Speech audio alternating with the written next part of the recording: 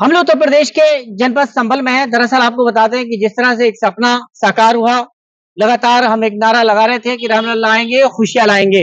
राम लल्ला 22 तारीख को प्राण प्रतिष्ठा हुई, उसके बाद अब पहले राम आए, अब कल के अवतार का आना और उनका कल का धाम बनना संभल के लिए गौरव की बात है। इस बीच आचार्य प्रमोद कृष्णम जिस तरह से जो सपना देखा था या जिस तरह से लोगों ने यहाँ देखा था कि किस तरह से यहाँ कल की महोत्सव है और कल की महत्व है और कल की मंदिर जिस तरह से संभल में सबसे प्राचीन एक बना हुआ है, अब उसके बाद दूसरा धाम तैयार किया जा रहा है। किस तरह से संभल के पंख लगेंगे विकास के, मोदी जी यहाँ आ रहे हैं और किस तरह से 2024 का सपना साकार होगा। लेकिन इस बीच बताते चले कि जिस तरह से पुराणों में है और उसी के आधार पर यहाँ पर जो पहले भगवान आने थे वो श्री राम जी के रूप में प्राण प्रतिष्ठा की है। अब भगवान आने वाले हैं और उन भगवान आने से पहले यहाँ पर मंदिर का और धाम का निर्माण किया जा रहा है। पुराणों में यह उल्लेख है कि जिस तरह से गंगा नदी के किनारे यहाँ पर जो 24 कोसी है, उसके अलावा एक कहा गया है कि संभल गिरामत्स्य मुख्यालय ग्रहाचार्य महात्मा भवने विष्णु वत्सा कल की प्रभुत्व अस्ति, यानी यहाँ पर जो कल की अवतार के रूप में यहाँ पर जन्म और कि यहाँ पर आएंगे किस तरह सफेद घोड़े पर आएंगे, पापियों का अंत होगा। फिलहाल संभल में क्योंकि कल की धाम है और कल की भगवान का मंदिर प्राचीन है, क्या संभल के लोग देखते हैं किस तरह से विकास होगा और क्या कल की मंदिर का महत्व है। सर क्या नाम है? अजय कुमार शर्मा। सर क्या जिस तरह से कल की मंदिर का निर्माण किया जा रहा है, भगवान आएंगे, पापियों का अंत होगा और इससे पहले जो पहले भगवान थे वो हमारे पहले ही आ चुके हैं, क्या कहना है इस बारे में सर? हाँ, कलयुग के अंतिम चरण में जो हमारे वेद शास्त्रों में लिखा हुआ है, धार्मिक ग्रंथों में लिखा हुआ है, वो सब क्योंकि हम देखते हैं प्रैक्टिकल में 1 महीने आगे की बात कि पूर्णमासी कब होगी, होली त्योहार कब होगा, 10 वर्ष आगे तक की बात, जब 10 वर्ष 100 वर्ष 200 वर्ष आगे तक की बात लिखी हुई सब सही होती हैं तो हजारों लाख वर्ष पहले लिखी हुई बातें भी सच होंगी। मैं पूर्ण विश्वास है कि कलयुग के अंतिम चरण में संभल में कल के भगवान का अवतार होगा, उनकी जय जयकार होगी और उस जय जयकार के लिए जो 68 तीर्थ है, 19 कूप हैं, ये एक संभल की पूजा की आरती की थाली के समान है। उसके लिए सुसज्जित करना, संभालना और सुंदर बनाना, रम्य दिव्य भव्य बनाना, ये सब संभल वासियों का कर्तव्य है। अपने अपने कर्तव्य का सब पालन करेंगे और सभी लोग उन तीर्थों के जीर्णोद्धार के लिए, कूपों के उद्धार के लिए, उनका रेखांकन के लिए, सीमांकन के लिए सब लोग धीरे धीरे ही सही लेकिन आएंगे जरूर। किस तरह से सर देख रहे हैं जैसे कल की भगवान आने हैं, क्या है, क्या आपके मन में है इसका सपना? कल की भगवान तो आने ही है, तो स्कंद पुराण के 16वें खंड के 4th अध्याय में और कल की पुराण में उल्लिखित है कि कली काल में भगवान विष्णु का जो 10वां अवतार होगा वो श्रीमद कल के भगवान के रूप में संभल में विष्णु यश शर्मा नामक ब्राह्मण के घर पर जन्म होगा और उसी तदनुसार आदि अनादि काल से सब स्थापित परंपराओं में प्रभु का यहाँ पर स्तवन हम लोग करते हैं। उसी के तहत यहाँ पर सारा प्रभु का रानी अहिल्याबाई होलकर के द्वारा सन 1771 में कल की मंदिर यहाँ पर संभल में बनवाया गया। आदि अनादि काल से पूरे देश के लिए देश की कलिकाल में भगवान की जो सत्ता है वो संभल का मुख्य केंद्र है। सर क्या देख रहे हैं आप, कल की धाम वहाँ बन रहा है? कल की धाम सबसे पहला प्राचीनतम मंदिर यही है, लेकिन अब जो निर्माण हो रहा है इससे जो है संभल के विकास में 4 चांद लगने शुरू हो जाएंगे, ये मेरा विश्वास है। 4 चांद लगेंगे, क्या आस्था का रूप है सर, क्या मान रहे हैं?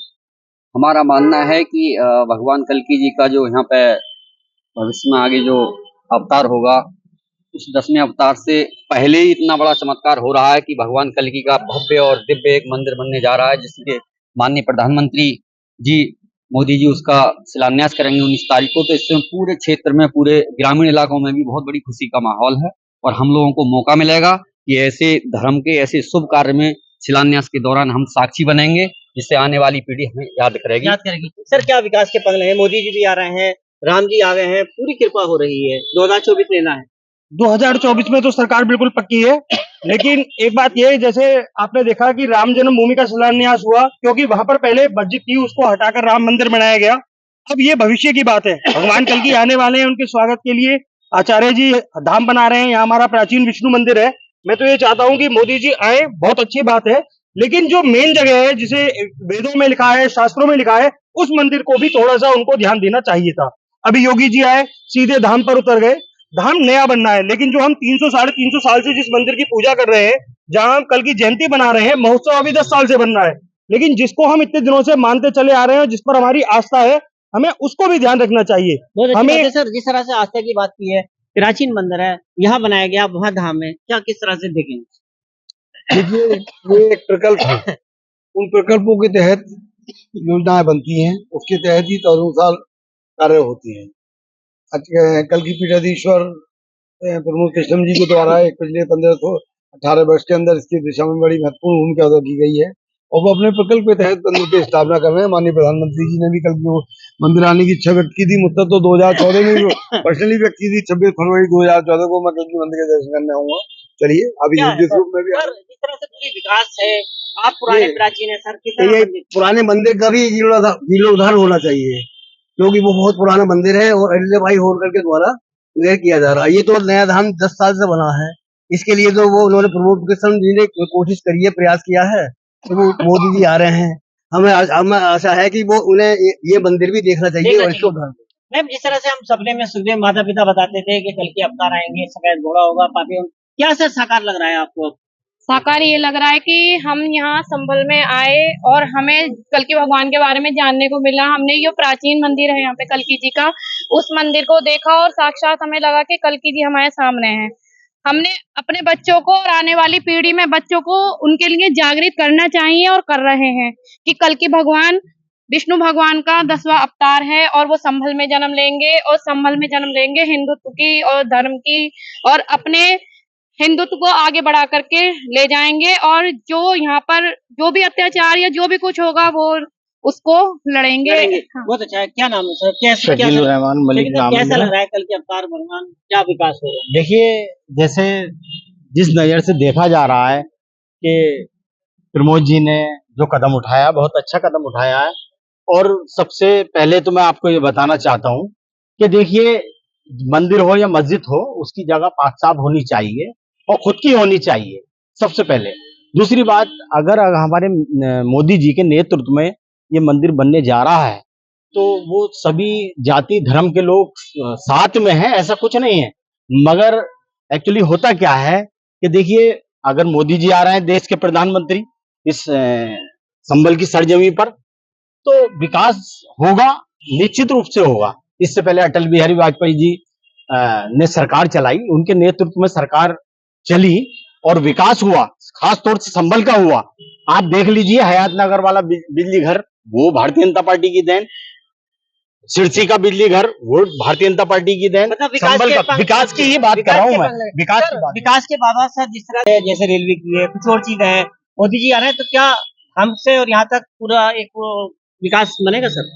हमने माननीय प्रधानमंत्री को राइट अप भेजा है और अपनी पहली डिमांड के तौर पर कहा है कि 1960 से हमारी मांग है संभल हातिमसराय रेलवे स्टेशन पर रेलवे लाइन डेड एंड हो जाती है, उसको एक्सटेंड कर दिया जाए गजरौल तक। डिफेंस की सप्लाई का पूर्वोत्तर राज्यों का एक बहुत बड़ा वैकल्पिक मार्ग बनेगा। साथ ही हमने मांग की है, रजेड़ा सलेमपुर में हमारी एक डिफेंस प्रॉपर्टी पड़ी हुई है, वहां पर एक सैनिक स्कूल की स्थापना हो। संभल में लाइन डाटा को स्ट्रेंथन करने के लिए सेंटर पैरामिलिट्री फोर्स का एक सेंटर संभल में बनाया सपना साकार हो रहा है। और एक साथ ही हमने माननीय मुख्यमंत्री जब 3 दिन पहले जब आए तो उनसे मैंने पर्सनल मीटिंग में कहा ये बात कि प्रभु, आप सदैव चिंता करते आए हैं संभल के विकास की, संभल को धार्मिक और पर्यटक नगरी के स्टेटस की घोषणा की जाए, ये हमारी महत्वपूर्ण मांग है।